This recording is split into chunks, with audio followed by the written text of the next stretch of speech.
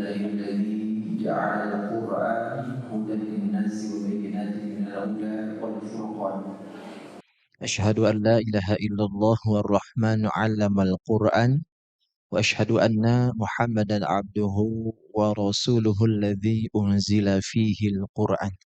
اللهم صل وسلم وبارك على سيدنا محمد صلى الله عليه وسلم وعلى آله وصحبه ومن تبعهم إلى يوم الدين. قال الله تعالى في كتابه الكريم: يا أيها الذين آمنوا إن تتقوا الله يجعل لكم فرقانا ويكفر عنكم سيئاتكم ويغفر لكم والله ذو الفضل العظيم. أما بعد. Alhamdulillah, jemaah rahimakumullah, senang sekali saya bisa berada di tengah-tengah para pemuda yang luar biasa. Mudah-mudahan perjumpaan kita menjadi jalan untuk kita bisa semakin dekat kepada Allah, bisa meningkatkan iman dan ketakwaan kita kepada Allah, sebagaimana Allah mempertemukan kita di dunia. Mudah-mudahan kelak di akhirat, khususnya di surganya Allah, kita bisa dipertemukan kembali insyaallah. Amin ya rabbal alamin. Nah, jamaah rahimakumullah, waktu kita sedikit pendek. Saya di WA oleh Kang Azhari, katanya 7 menit ya Kang, 10 menit maksimal. Ada sebuah hadis ketika Rasulullah SAW sedang berkumpul dengan para sahabat. Lalu Rasulullah SAW bersabda, "Qad ja'akum Ramadan, syahrun mubarak." Kata Nabi, telah datang kepada kalian bulan Ramadan. Apa itu bulan Ramadan? Syahrun mubarak, bulan yang penuh berkah. Cirinya apa? Bulan yang di dalamnya penuh dengan keberkahan. Maka Nabi mengatakan, tuftahu abwabul jannah, dibuka pintu-pintu surga. Wa tughlaqu abwabul jahim, ditutup pintu-pintu neraka. Wa tughallu fihi syayatin, di dalamnya pun setan-setan dibelenggu oleh Allah Subhanahu wa taala. Lalu Nabi melanjutkan, fihi lailah, di dalamnya ada satu malam, khairum min alfi syahr, yang lebih baik dari 1000 bulan. Di dalamnya terdapat malam yang oleh Allah dinilai lebih baik daripada 1000 bulan, dan itu ada di bulan Ramadan. Hadis ini menjadi kabar gembira bagi sahabat Nabi Shallallahu Alaihi Wasallam, sehingga Imam Ibnu Rajab Al-Hambali rahimahullah mengatakan, masa tidak bahagia orang-orang yang taat kepada Allah ketika terdengar kabar ada satu bulan yang dimana surga-surga pintunya dibuka oleh Allah, dan kabar itu datang di bulan Ramadan. Jadi hari ini surga sedang dibuka. Bahagia tidak kita? Halo, bahagia tidak? Ada orang ketika ditanya, bahagia enggak sih bertemu dengan Ramadan? Bahagia katanya. Bahagianya karena apa? Apa karena jalanan jadi ramai gitu? Masjid-masjid jadi ramai? Ada juga yang bahagianya itu karena jadi peluang bisnis. Yang tadinya enggak jualan gorengan jadi jual gorengan, jualan kolak dan lain-lain. Bahkan di sebagian pengusaha itu, wah, bulan Ramadan itu bulan keuntungan luar biasa. Nah, tapi ada juga orang-orang itu yang senang dengan Ramadan karena meningkatnya iman, meningkatnya amal soleh, meningkatnya ketaatan. Saya berharap semoga jamaah yang ada di sini, insya Allah bahagianya itu karena meningkatnya iman dan amal soleh. Nah, kemudian yang kedua, masa tidak bahagia bagi orang-orang yang berdosa ketika terdengar kabar ada satu bulan di mana neraka ditutup pintunya. Ini menjadi kabar gembira, sehingga ketika neraka itu ditutup ada peluang untuk kita bisa bertobat. untuk kita bisa kembali kepada Allah. Dan juga alangkah tidak bahagianya, mengapa ada orang tidak berbahagia bagi orang yang berakal ketika terdengar kabar setan-setan itu dibelenggu. Namun yang paling membahagiakan, Rasulullah SAW pernah bersabda, innallaha fi kulli yaum itqa aminan nar fi syahri Ramadan. Allahu Akbar. Sesungguhnya Allah pada setiap hari di bulan Ramadan banyak membebaskan penghuni neraka.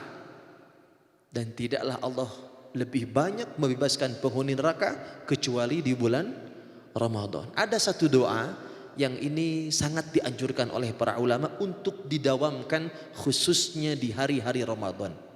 Pendek sekali doanya, mudah-mudahan sahabat-sahabat sekalian bisa menghafalkannya dan bisa merutinkannya insya Allah. Coba ikuti. Allahumma a'tiq riqabana minan nar. Allahumma a'tiq riqabana minan nar. Pendek kan? Tapi artinya luar biasa.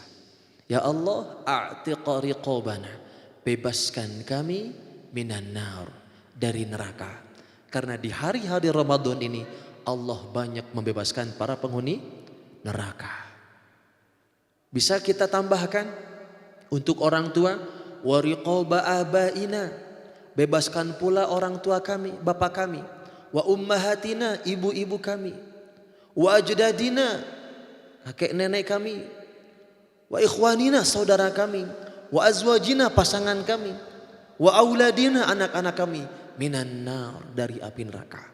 Ini jaminan dari Allah, pembebasan dari api neraka. Jamaah yang dimuliakan Allah, tahukah kita ayat puasa itu diawali dengan kalimat ya ayyuhalladzina amanu, setelahnya kutiba alaikumusiyam. Kutiba di sana apa artinya? Halo, kutiba apa artinya? Diwajibkan. Kenapa tidak pakai kata wujiba? Wujiba kan artinya apa? Diwajibkan juga. Atau furido, difardukan, itu sama-sama artinya diwajibkan. Kata sebagian ulama tafsir, kata kutiba ini mencakup perintah yang sifatnya tidak mudah. Sifatnya tidak mudah. Allah menggunakan kata kutiba untuk menegakkan hukum kisos. Ya ayyuhalladzina amanu kutiba alaikumul qisasu fil qatla. Hai orang-orang yang beriman, diwajibkan atas kalian untuk menegakkan hukum kisos. Mudah enggak? Mudah tidak? Tidak. Allah kembali menggunakan kata kutiba untuk berperang di jalan Allah. Kutiba alaikumul qitalu wa huwa kurhul lakum. Diwajibkan atas kalian berperang sekalipun kalian membenci akan hal itu. Wah, bayangkan, berperang, tiba-tiba ada seruan jihad. Ayo jihad. Mudah enggak kira-kira? Tidak mudah. Sekarang kita semangat pengen jihad di Palestina. Bayangkan bagi yang baru nikah, baru punya anak, ada seruan jihad. Mudah enggak kira-kira? Enggak mudah. Berat. Dan Allah pakai kata kutiba untuk puasa. Kutiba alaikumusiyam. Ini menunjukkan puasa ini bukan hal yang mudah. Bukan sekedar sahur kemudian berbuka, bukan. Jabir bin Abdullah sampai mewasiatkan mengatakan begini, idza sumta, apabila engkau berpuasa, falyasum sam'uka, maka berpuasa pula pendengaranmu. Wa basaruka, penglihatanmu. Wa lisanuka 'anil kadzib, dan berpuasa pula lisanmu dari perkataan dosa. Wal ma'tham, berpuasa pula dari perbuatan dosa. Wada'adal khadim, dan berpuasa pula supaya tidak menyakiti pembantu, tidak menyakiti orang lain. Coba, mudah enggak kira-kira puasa itu? Tidak mudah. Kata para ulama, puasa itu satu-satunya amalan yang mengumpulkan 3 jenis kesabaran. Sabar dalam taat, ada dalam puasa. Sabar dalam menjauhi maksiat, ada dalam puasa. Sabar ketika ditimpa musibah pun ada dalam puasa. Karena kita menahan haus dan lapar. Makanya puasa itu sangat spesial hadirin. Saking spesialnya di dalam hadis qudsi, Allah Subhanahu wa taala berfirman, "Kullu amali bini Adam lahu." Setiap anak Adam itu ketika dia beramal, dia punya amalan itu untuk dirinya sendiri. Salatnya, zakatnya, sedekahnya, berbaktinya untuk siapa? Untuk dirinya sendiri. Amal soleh secara umum itu untuk kita sendiri. Namun apa kata Allah? Illa shaim, kecuali puasa. Fa innahu li, puasa itu untukku. Wa ana ajzibi, aku langsung yang membalasnya. Berarti puasa ini bukan main-main, hadirin. Betul? Sudah masuk hari keberapa sekarang? Malam yang ke-6. Bagaimana keadaan kita? Puasa kita. Sudahkah kita berpuasa yang dengan puasa itu membuat kita semakin dekat dengan Allah? Terakhir, Momentum Ramadan tahun ini, persiapkan Ramadan dalam 5 hal. Yang pertama, persiapan untuk memperbaiki hubungan kita dengan Allah Subhanahu wa taala. Hubungan kita dilihat baik atau tidaknya ada pada 2 poin utama. Pertama pada kuantitas ibadah, yang kedua ada pada kecondongan hati. Kalau kuantitas ibadah kita hanya mencukupkan wajib saja, hubungan kita sedang tidak baik. Maka Ramadan datang untuk memperbaikinya supaya sunatnya ditambahkan. Betul? Maka lihat kualitas ibadah kita. Apakah hari-hari di Ramadan ini semakin baik atau tidak? Yang kedua, kecondongan hati. karena ada orang yang beramal, dorongan hatinya bukan karena Allah. Ada yang karena kasihan ngebantu orang. Bukan karena Allah, karena kasihan aja. Itu mah fitrah manusia. Ada rasa kasihan, tapi orang beriman beda. Kecondongan hatinya ketika dia beramal ada Allah dalam hatinya. Allah yang memerintahkan, Allah yang maha melihat, Allah maha membalas. Dan ini jadi tabungan nanti di akhirat. Sehingga kecondongan hatinya selalu kepada Allah Subhanahu wa taala. Berarti hubungannya sedang baik dengan Allah. Ketika hatinya tidak sedang condong maka sedang tidak baik. Yang kedua, persiapan Ramadan tahun ini supaya kita bisa menggugurkan seluruh dosa-dosa kita. Karena di setiap hari bulan Ramadan dapat jaminan pengampunan dosa.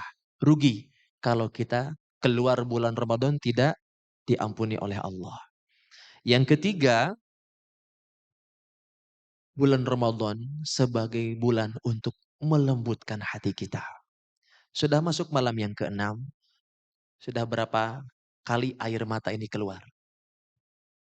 Sudah keluar belum? Atau jangan-jangan belum keluar? Dari awal Ramadan sampai sekarang mata ini masih belum bisa keluar. Kalau masih belum bisa keluar, tanya ke dalam hati kita. Ustadz, saya sudah keluar. Keluarnya karena apa? Karena heuai katanya. Tahu heuai? Ngantuk. Pas nguap, keluar air mata, baru keluar. Tapi jarang keluar air mata ketika syukur. Keluar air mata ketika ditimpa musibah, sabar gitu ya. Keluar air mata ketika berdoa. Keluar ketika sholat. Keluar air mata ketika baca Quran. Kalau belum, berarti hatinya masih perlu untuk dilembutkan lagi. Lembutkan hati kita. Ini bulan saat yang tepat untuk kita melembutkan hati. Ciri orang yang lembut hatinya mudah menangis. Enak sekali kalau menangisi dosa, menangisi nikmat yang Allah berikan, menangisi kesempatan yang Allah berikan. Nikmat. Yang kedua, peka dengan amal soleh, peka menolong orang. Itu ciri lembut hati. Siap hadirin? Yang ketiga, melembutkan hati. Yang keempat, mempersiapkan diri menjadi yang terbaik di bulan terbaik. Karena ini bulan terbaik. Kalau mengutip perkataan Ustaz Umar Minda, membicarakan Ramadan itu sama seperti membicarakan Nabi Yusuf di antara 11 saudaranya itu. Nabi Yusuf satu-satunya yang menjadi nabi di antara semua saudaranya. Membicarakan Ramadan sama seperti membicarakan matahari yang lebih terang dibandingkan bintang-bintang yang lain. Makanya Ramadan menjadi bulan terbaik. Rugi kalau kita sudah dipertemukan di bulan Ramadan tapi tidak menjadi yang terbaik. terakhir, persiapan Ramadan tahun ini untuk kita bisa mencari bekal pulang kepada Allah. Hadirin, kita berapa kali hidup dan mati? Berapa? Sekali, yakin? Terus ragu ya. Di surat Al-Baqarah ayat 28 kita hidup dan mati itu 2 kali. Kaifa takfuruna billah, mengapa kalian ingkar kepada Allah? Wa kuntum amwata, padahal dahulu kata Allah kalian itu mati. Kita tuh dulu mati, belum ada di dunia ini. Fa'ahyakum. Hiduplah kita hari ini. Hidup di mana nih? Di dunia. Summa yumitukum. Kemudian setelah hidup kita bakal mati lagi. Mati yang kedua di mana? Di dunia. Kita bakal tidak ada nanti. Setelah itu beres? Enggak. Summa yuhyikum. Kemudian kalian bakal dihidupkan kembali oleh Allah. Dan setelah itu tidak ada lagi kematian. Summa ilaihi turja'un. Kita bakal kembali kepada Allah. Dan saat itulah saat yang paling menegangkan. Ketika kedua kaki kita tidak bergeser di hari kiamat. Menghadap di persidangan Allah subhanahu wa ta'ala. Bulan Ramadan. Kata Imam Ibnul Qayyim al-Jauziyah. Satu harinya ini sangat berharga bagi orang-orang yang sudah mati. Ketika orang-orang yang sudah wafat, andaikan mereka dikasih kesempatan berbicara kepada Allah, minta kepada Allah, mereka bakal minta ingin dihidupkan sehari saja di bulan Ramadan. Ini menunjukkan Ramadan. Hari-harinya sangat spesial. Maka persiapan yang kelima tadi. Rencanakan bekal kita untuk pulang kepada Allah subhanahu wa ta'ala. Demikian semoga bermanfaat. Mohon maaf mungkin lebih dari 10 menit. Setelah ini kita langsung sholat tarawih. Demikian. Assalamualaikum warahmatullahi wabarakatuh.